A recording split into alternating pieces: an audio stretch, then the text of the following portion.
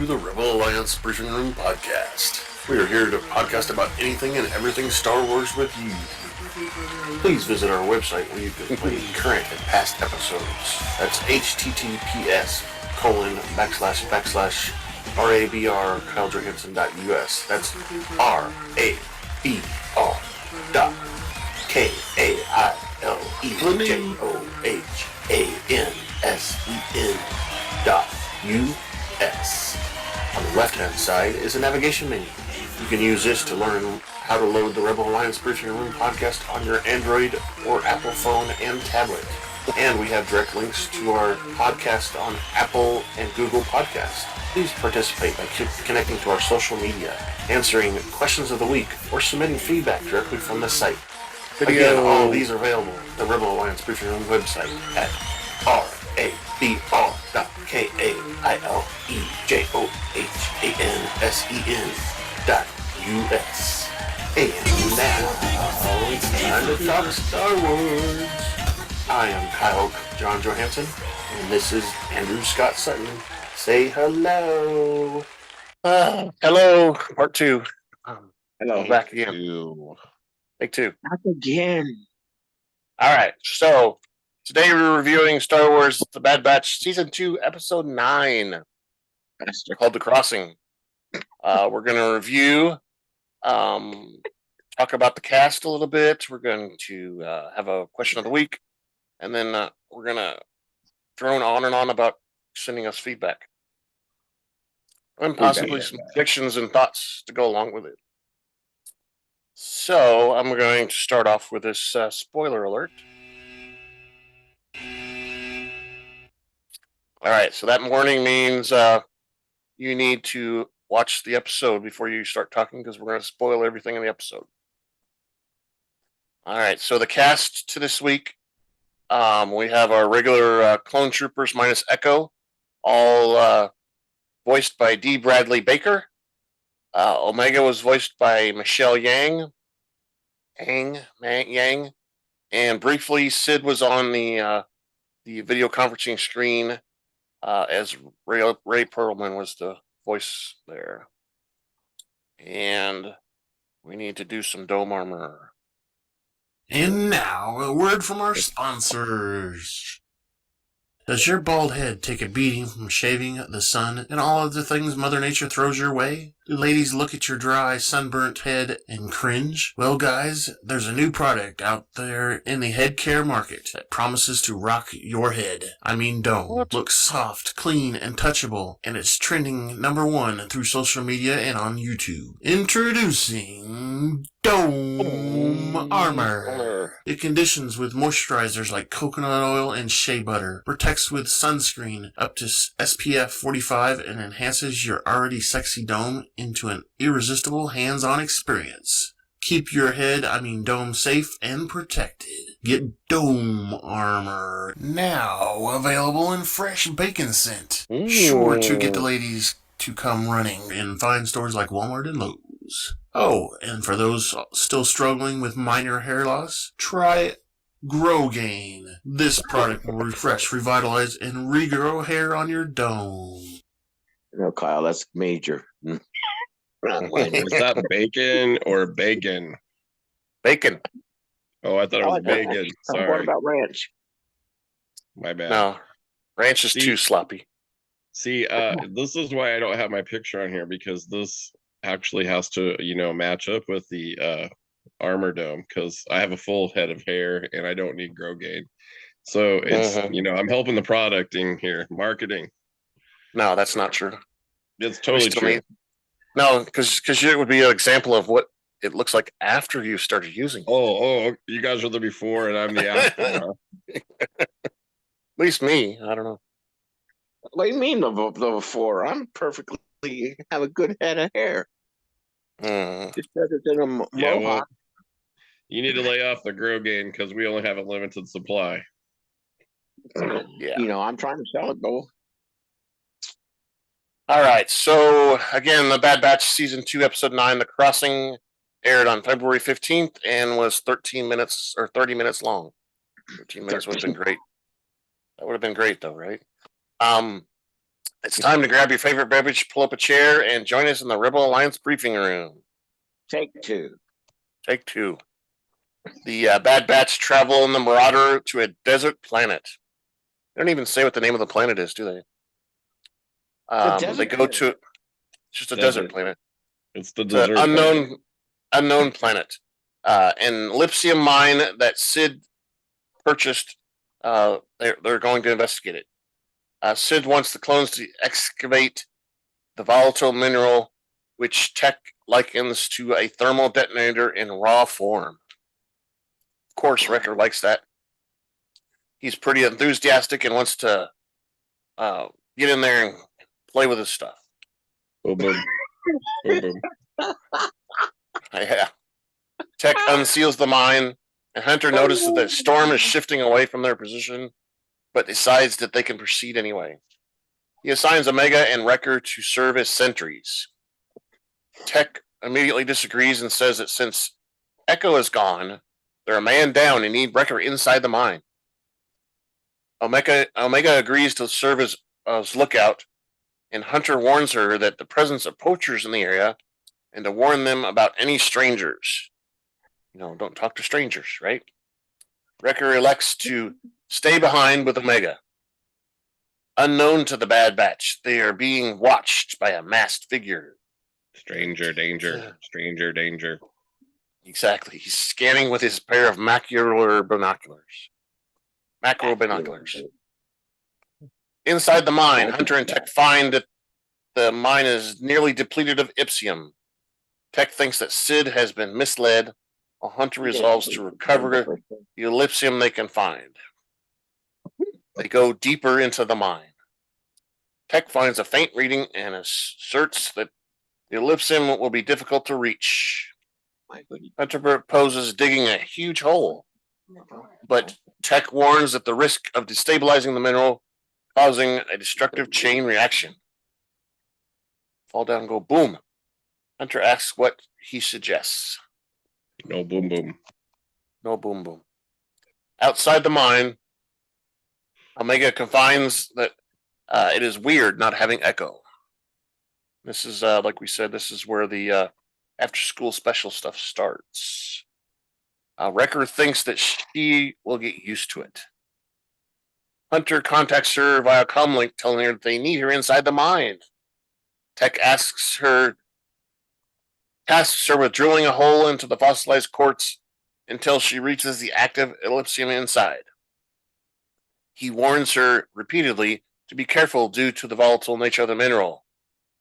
Omega complains but begins drilling and complaining and drilling and manages to extract the yellow Elysium rod. So why does it glow blue and come out yellow? Because the crystal on the outside is blue and the stuff on the inside is yellow. Ah, okay. It's fluorescent lighting. It changes the hue. Mm-hmm. If it was LED, it'd be better. Omega places it inside the canister and they task her with retrieving more of the mineral. Meanwhile, the masked stranger approaches the Marauder on a speeder bike. Back at the mine, the Bad Batch reunite as Wrecker warns the storm is changing course, prompting Tech to remark that the weather patterns are sure irregular on this planet. Hunter says that they have retrieved what they came for and should return to Ord Mantle. However, they discover someone stealing the Marauder. No! Look at it go! What's going on here? Break on. Somebody left the keys in it. Exactly. Oh yeah, and left the keys in it too. Yeah. Dang it. Good. Forgot to lock the door. Told Omega not to do that anymore. Sounds like something Kyle do. Nope. Hunter is angry with Wrecker for neglecting to do his sentry duties. Wrecker protests there was nobody there, but Tech disagrees. Of course there had to be somebody there. They wouldn't have stolen it if there wasn't anybody there. Omega asks if they have a way of retrieving the Marauder. Tech asks Wrecker how he could have missed the ship being compromised. Wrecker accuses the others of distracting him. With a storm approaching, Hunter suggests that the group should seek shelter in a near town.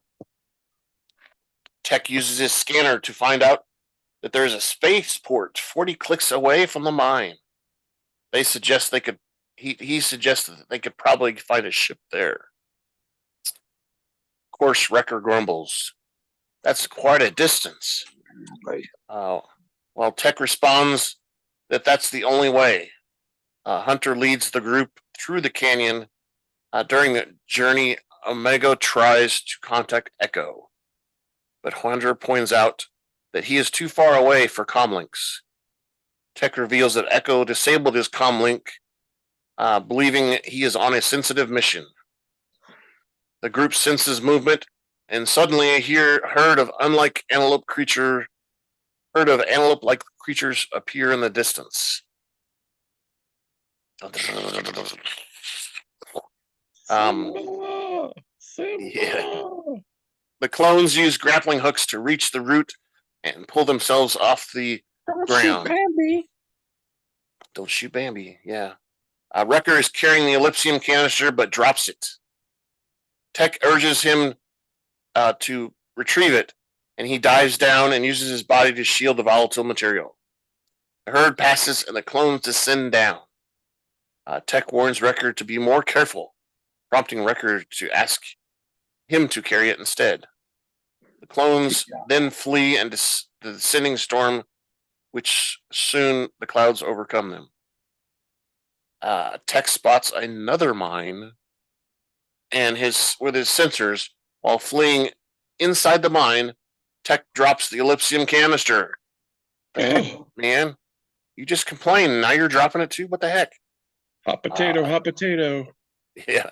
A thunderbolt bolt strikes, causing the explosion that dislodges the debris from the canyon. A thunderbolt. Did you just say Thunderbolt? A thunderbolt. Maybe it was Thor. They're having good luck. Exactly. It was Thor. The clones retreat further inside the mine for safety, and Tech points out they are now trapped and have lost their ellipsium. Wrecker asks how it's his fault, and Tech responds that if he had been alert, and they would have been on their ship and safely away with the mineral. Doggy. Hunter intervenes and convinces the clones that they have to dig their way out. Wrecker agrees. While the clones remove rock and debris, Omega realizes that the Marauder transporter is no longer relaying a signal.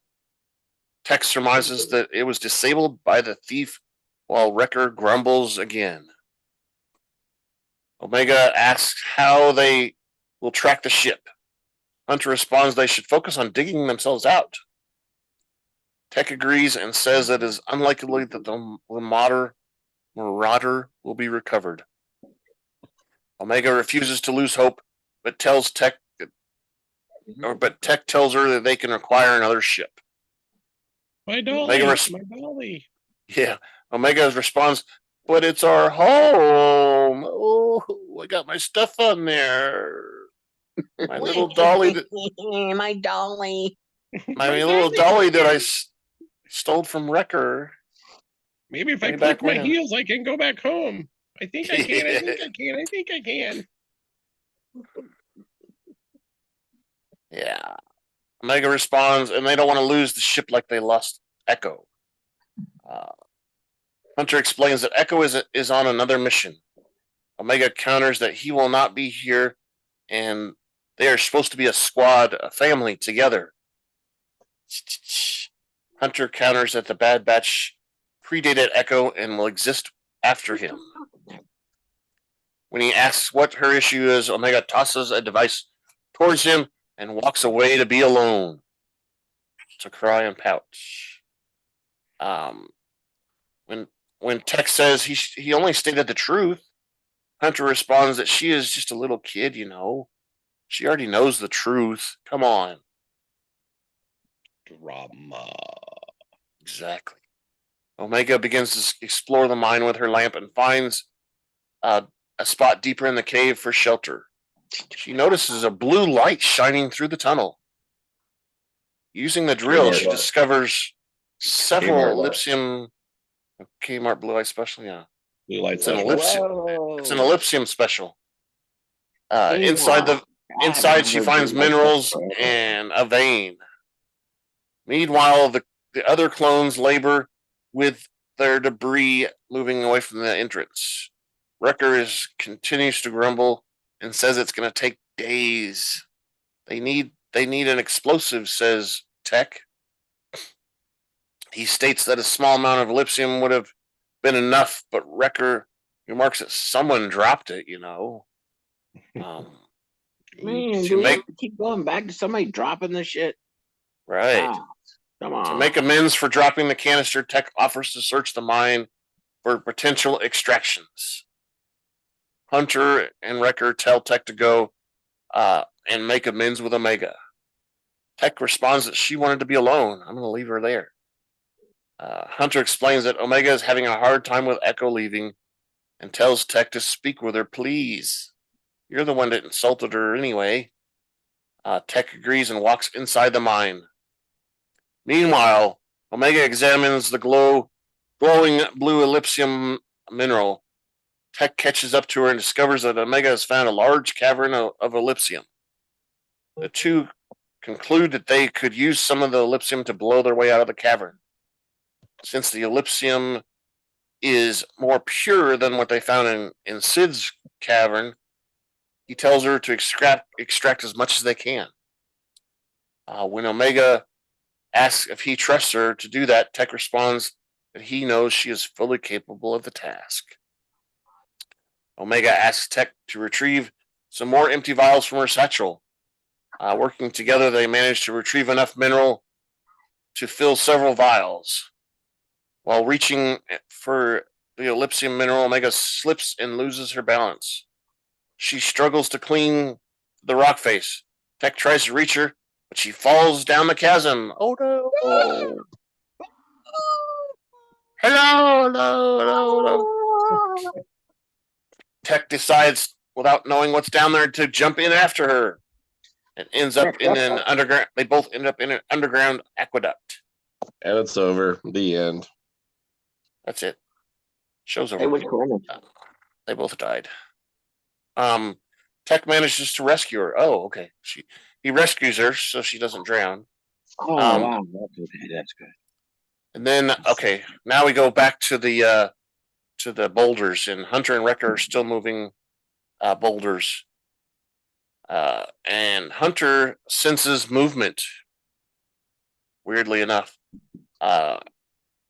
and tries to contact Tech and Omega, but receives no response. Uh-oh, something's wrong. They must rush deeper into the mine and rescue them. Meanwhile, Omega and Tech are swept by the rapids into the waterfall that leads to an underground shore. And they're under the water for quite a long time. Tech manages to reestablish contact with Hunter and explains that they took an underwater detour. Hunter asks, "Where are you at?" Tech says, I don't know. It's a good question. Recalculating. He tells Hunter to stand by.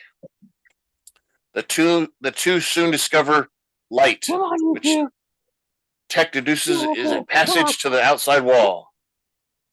Tech suggests using the Elysium to blast their way out.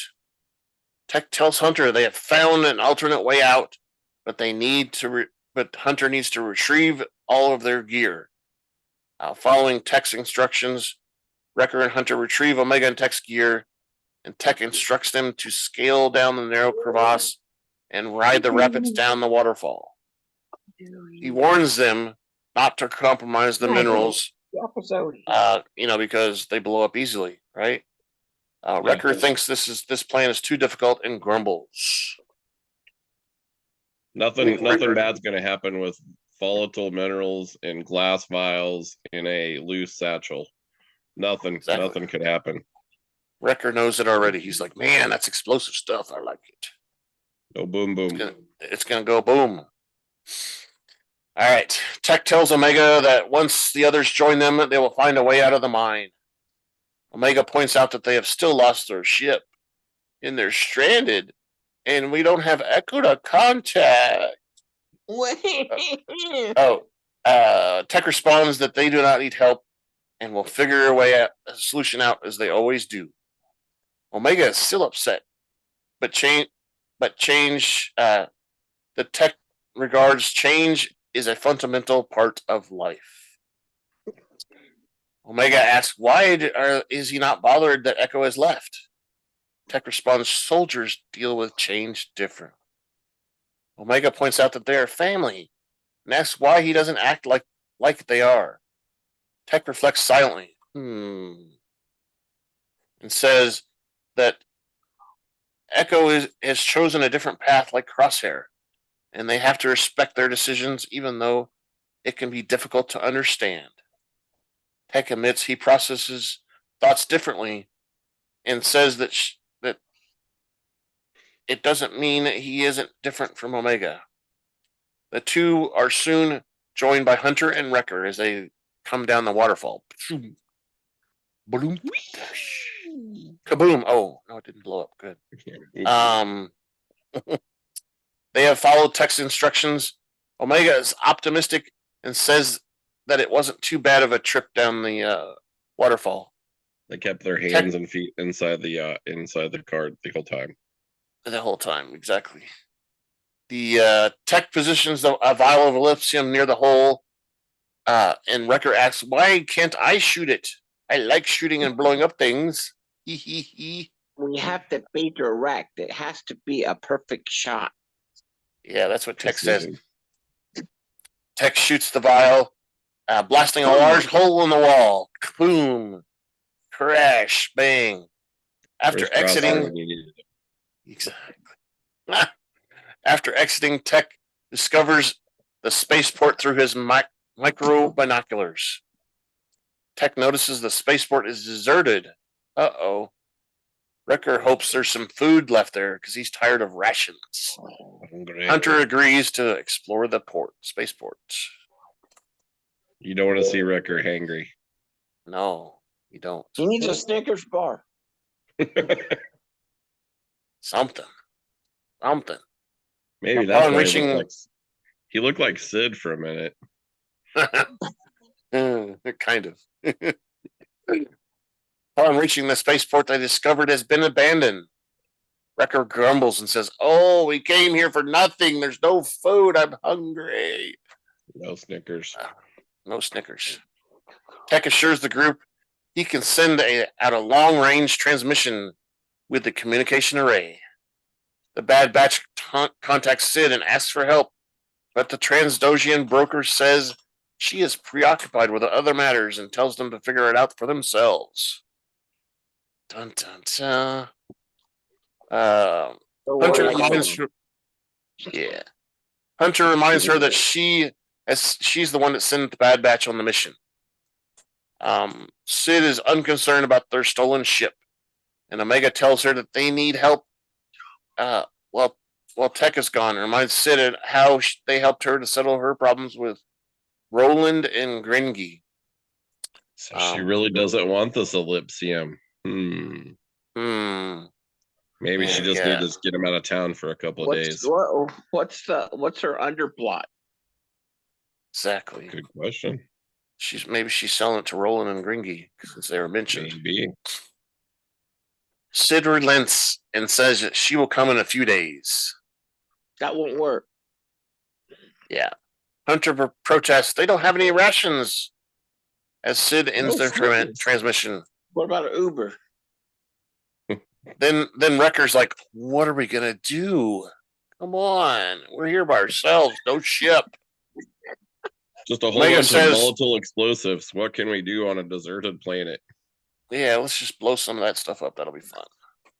Omega says they will figure it out as they always do. Kill Bambi. Turn that planet into a rifle range for the stormtroopers. Exactly. Kill Bambi.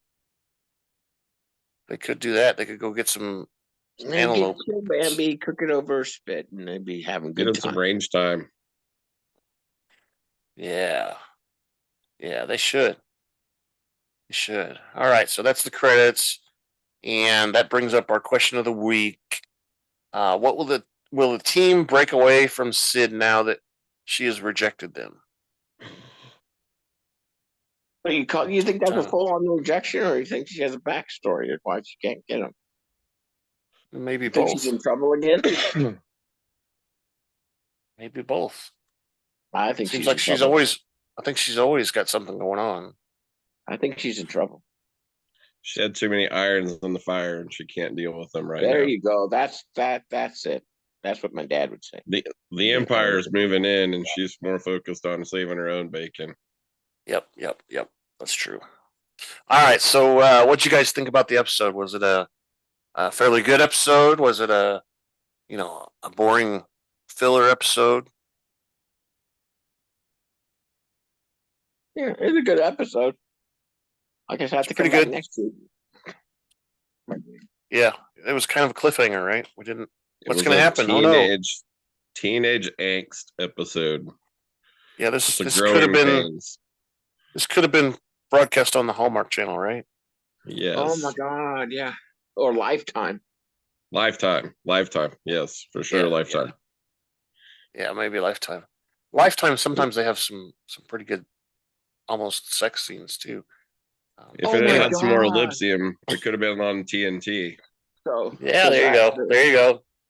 There you go. During that, does Amy make you turn away? No.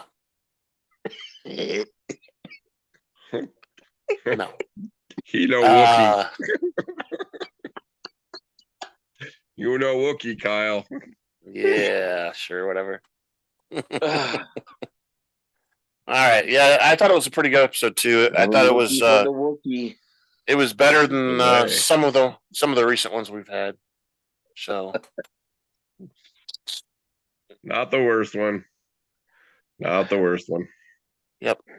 All right, it's time. If they have enough money, they'll break away. If they can do it on their own, they'll break away because they have a whole mine of ellipsium. I mean, they're set now. They just wait a minute. They don't have transportation. Oops. Bummer. Oops. Well, small detail, minor detail.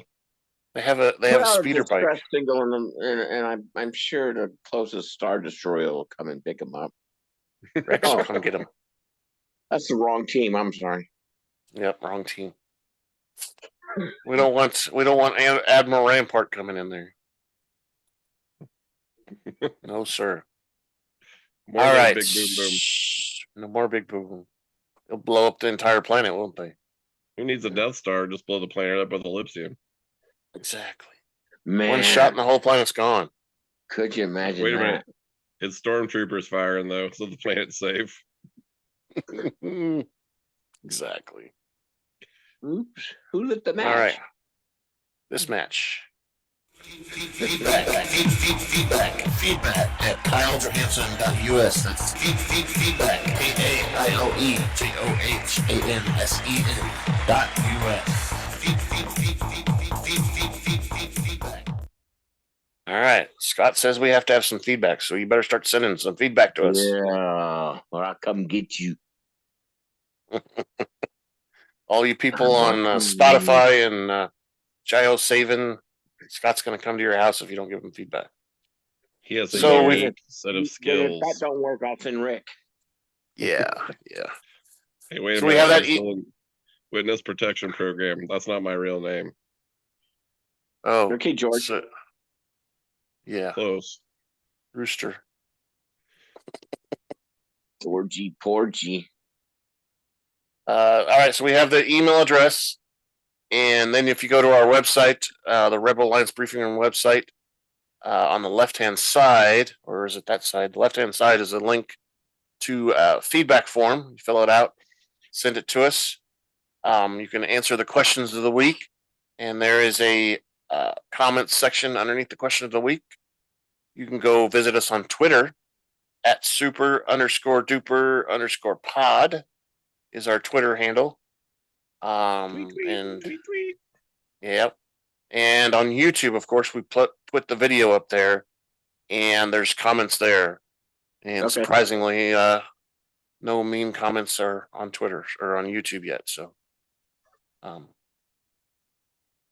anyway, That those means are the we need ways. you. We need you to send us feedback now. We don't even care if it's. We don't even care if you yell at us or call us bad names. Just send us something.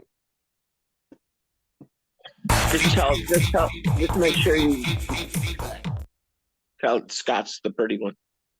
Yeah, right. Scott's the pretty one, but it's not fair because Rick hasn't been showing his picture, so we don't know what he looks Keep using that grow gain, buddy. Keep using that grow gain. Hey. Hey. All right. I think we got through it, guys. What do you think? Woohoo! Finally. After Take 2 tries, two. right? Is that a wrap? It is. We're gonna push the button here just a second. Okay. Thank you for listening to the Rebel Alliance Briefing Room podcast. Please visit our website where you can play current and past episodes. That's https://RABR KyleJohansson.us. That's RABR.KyleJohansson.us. On the left-hand side is a navigation menu. You can use this to learn how to load the Rebel Alliance Briefing Room podcast on your Android or Apple phone and tablet. And we have direct links to our podcast on Apple and Google Podcasts. Please participate by connecting to our social media, answering questions of the week, or submitting feedback directly from the site. Again, all of these are available at the Rebel Alliance Briefing Room website at RABR.KyleJohansson.us. This podcast in no way is approved, sponsored, or owned by Lucasfilms Ltd., Disney, Disney Plus, or any of its subsidiaries. All opinions are solely owned by Kyle and or Scott and in no way express the views or opinions of their past or present employers.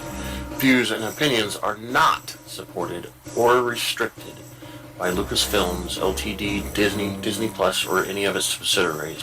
Any rebroadcast, reproduction, or any or other use of this podcast and its affiliate sites without consent of Super Duper Podcast Network and its host is prohibited. I am Kyle Johansson, and this is Andrew Scott Sutton. Say goodbye now. Bye. We've got Rick today too, so say goodbye, Bye-bye. Rick. Goodbye. Goodbye. Adios. Arrivederci. And I'm going to click the button and it's going to say recording stop.